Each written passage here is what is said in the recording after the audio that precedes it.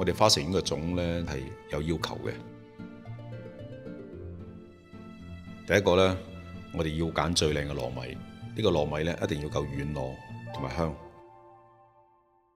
另外一個呢，要揀當造嘅去衣綠豆，因為呢有衣綠豆食落去呢就會硬牙嘅，啲衣呢唔軟糯嗰種感覺。仲有一個呢，我哋要揀嗰隻個蛋黃裏邊漏晒油嘅嗰種鹹蛋黃，亦都係為咗增加裏邊個粽嗰種香味，同埋增加嗰種潤滑啦。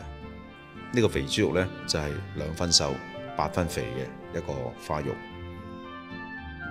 咁呢嚿豬肉呢，一定係要用五香粉醃製過，所以呢嚿肥豬肉可以講得上係呢隻粽裏邊嘅靈魂。我哋要揀新鮮同埋冇重口嘅粽葉。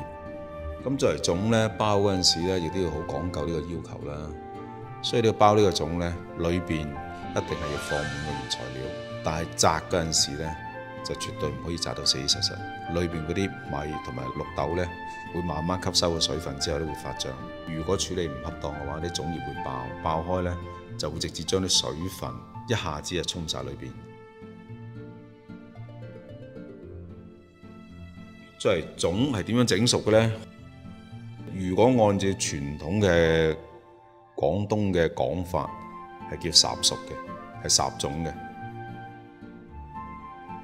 連續不熄火6個鐘頭，唔揭蓋去烚，目的係令到呢一種水滾之後，長時間係處於同一個溫度裏邊，係去咁樣去烚嘅。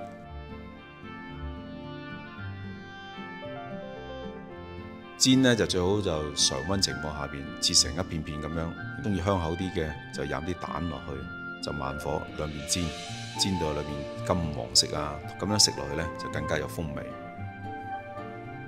另外仲有一種更加新派嘅，將成隻粽嚟煎，煎完之後呢，上面煎隻太陽蛋放落去，咁樣嚟撈勻佢。其實呢，呢個食法呢就更加言之係特別嘅，更加言之有風味嘅呢個係。你都知道啊，今年花城丸仲係一如既往咁樣推出呢個鹹肉粽啊！大家睇咗呢個視頻啦，聽咗呢個簡介啦，大家不妨嚟試下，絕對係超出你哋想象中嘅嗰種味道嘅。